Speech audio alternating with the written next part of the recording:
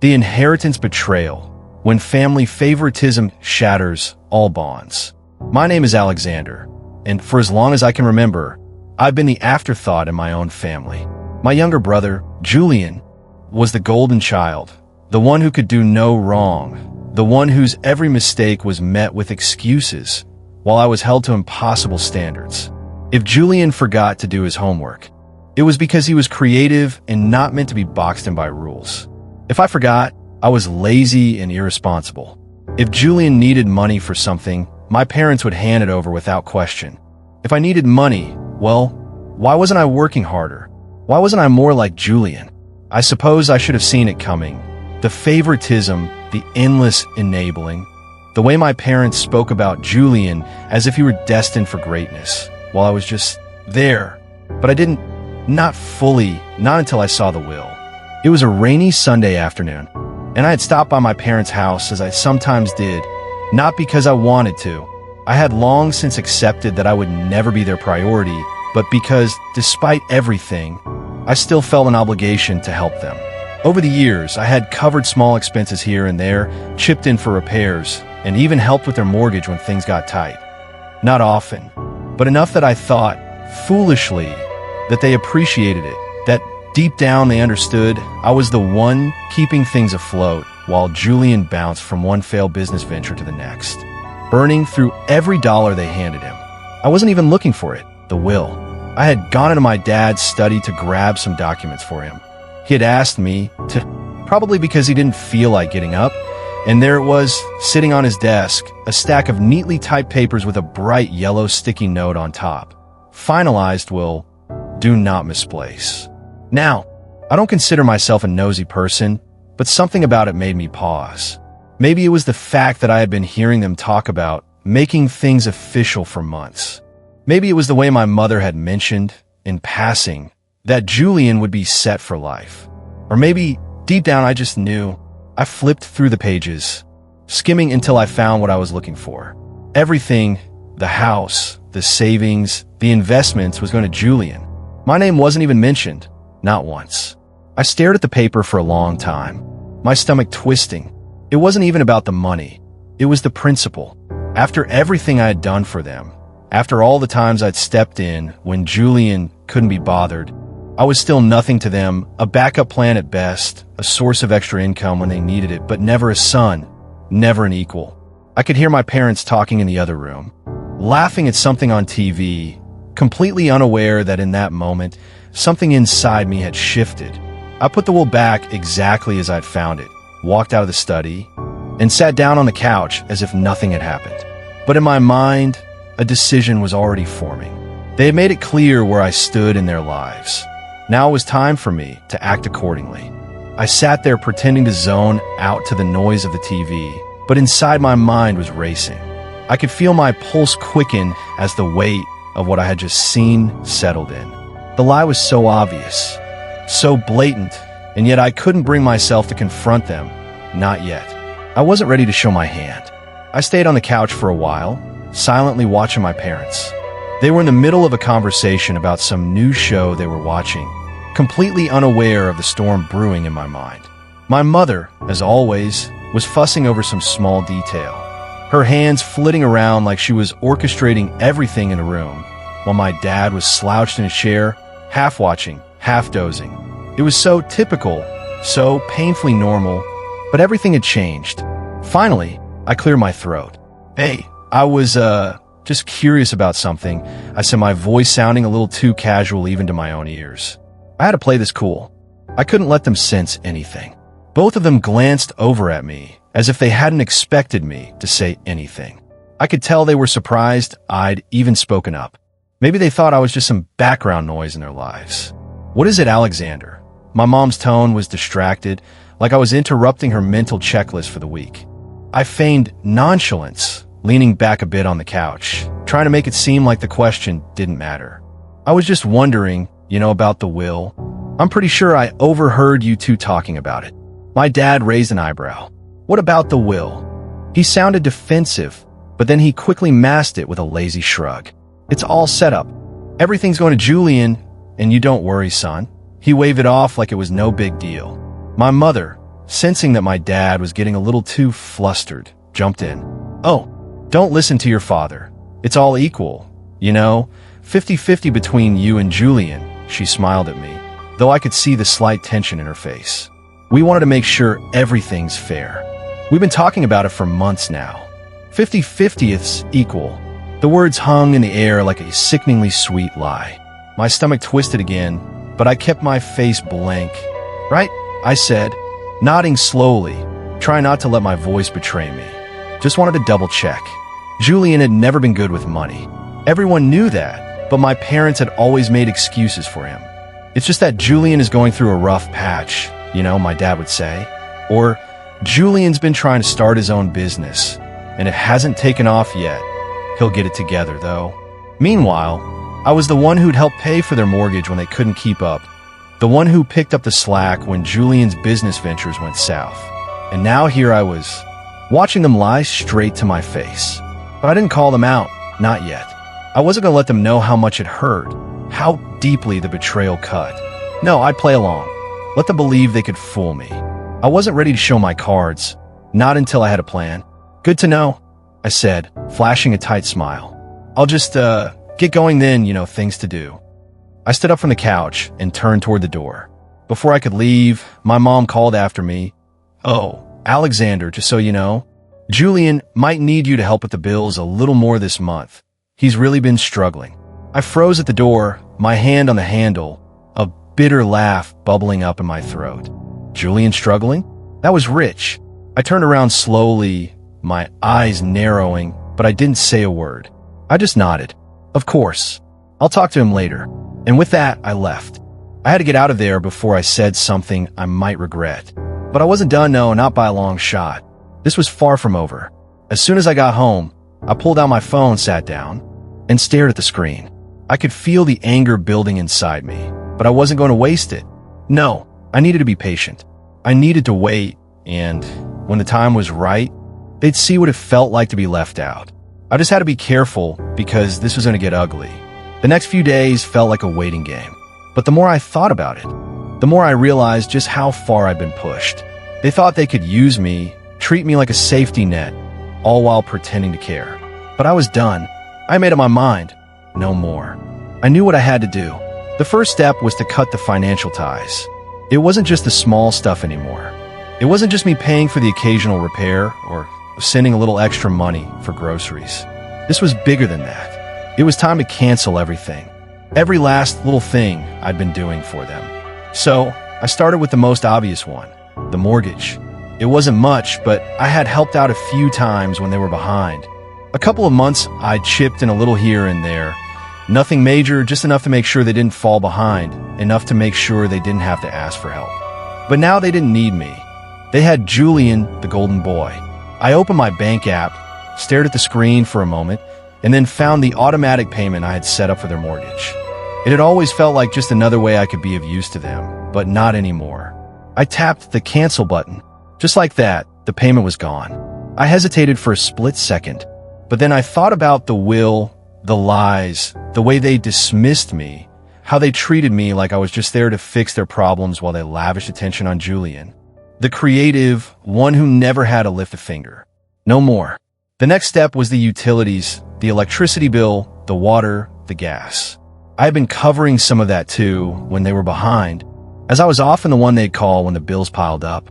"Alexander, could you help with this one? Just this month?" they'd ask. And like a fool, I'd say yes. No more. I pulled up the monthly payments and canceled everyone. It wasn't even about the money anymore. It was about sending a message. I didn't stop there. I thought about the car repairs I'd paid for when their old sedan started having issues, or the countless times I'd sent money when they needed a little extra for groceries, only for them to throw a lavish dinner party for their friends while I was left to scrape by. I went through my records and pulled up every transaction, everything. If they thought Julian was going to cover their expenses, then let him. When I finished, I just sat there for a moment, letting the gravity of it all sink in. There was no turning back now. They would have to face the consequences of their actions. Julian could step up, or they could face the reality of what it meant to burn bridges. But it wasn't just about the money. It was about control. They thought they could manipulate me, make me the invisible one, the one who always had to be there, always had to help. Well, now they'd see what it felt like when that crutch was taken away. I went through the rest of the evening with a kind of calm, detached satisfaction. My parents hadn't even called. They hadn't noticed yet. Julian probably hadn't noticed either. But they would. They would soon enough. A few days passed in silence, but then came the first message. It was my mom texting me out of the blue, and it made my blood run cold. "Alexander, the mortgage is due." No greeting, no small talk, just that simple demand. It was exactly as I thought it would be, but this time I wasn't going to help. This time I was done pretending that they could continue using me as a fallback. I took a deep breath. My fingers hovered over the screen for a moment. I considered ignoring it. I could just pretend like I didn't get the message, but that wouldn't be satisfying enough. I wasn't going to just leave them hanging. Instead, I replied, "I know. You should ask Julian." I hit send, and then set my phone down on the table, watching it vibrate as if the universe was waiting for them to respond. I didn't care what they said. I didn't care how they tried to guilt-trip me or what kind of excuses they'd come up with. This was it. They had crossed the line. Now, they would have to deal with the consequences of their own actions. But deep down, I knew this was just the beginning. What came next? Well, that was going to be even harder for them to ignore. The seconds felt like hours, the phone sitting on the table, vibrating again and again. I waited for a response, but honestly, I knew what would come. They always had a way of twisting things, playing on my emotions, using every ounce of guilt to get me to do what they wanted. It was the same old song and dance. But this time I wasn't going to fall for it. The phone buzzed again, this time with a message from my dad. The screen lit up with his name, and my heart sank just a little. I wasn't sure what I was expecting, but it certainly wasn't this. "Alexander, what do you mean by that? This is your family. Why would you not help us? We've always been there for you." There was the manipulation, the attempt to make me feel like I was the one who had wronged them. But I'd already made up my mind. I wasn't about to let them gaslight me into submission again. I sat there for a few moments, staring at the message, thinking about what I was about to do. There was no more pretending. I couldn't ignore it anymore. I had to confront them. I picked up my phone, fingers trembling just slightly, and replied, keeping my tone as calm and measured as possible. "You want to know why? Because you lied to me. All this time, you've been treating me like a backup, like an ATM. When it was convenient, you took. You told me that everything was split evenly between me and Julian, but you left everything to him in the will. That's the truth, isn't it?" I waited, heart hammering in my chest, as I watched the 3 dots flicker on my screen. They were typing. A moment later, my mom's name popped up, the words cold and distant. "What are you talking about?" "The will isn't about that. It's not like that at all. We've always made sure things are fair between you two." I let out a quiet laugh, shaking my head, but I didn't want to give them the satisfaction of seeing my frustration. I typed back calmly, "I found it, Mom. The will. I read it. You left everything to Julian."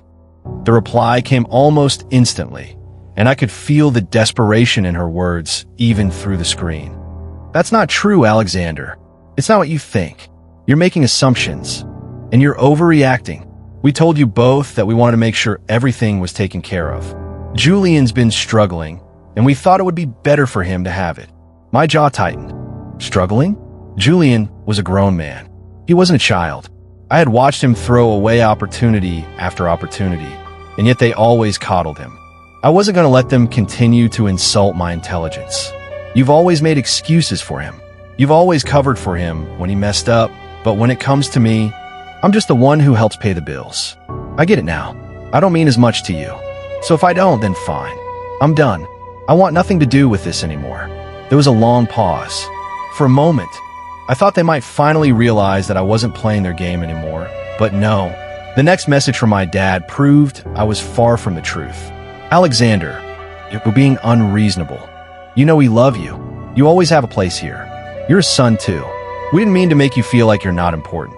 It's just Julian needs more help right now. He's always been the one who struggles, and he's been working so hard to turn things around." I could feel my anger starting to boil over, but I forced myself to breathe slowly, taking a moment to collect my thoughts. I wasn't going to get dragged into their web of lies.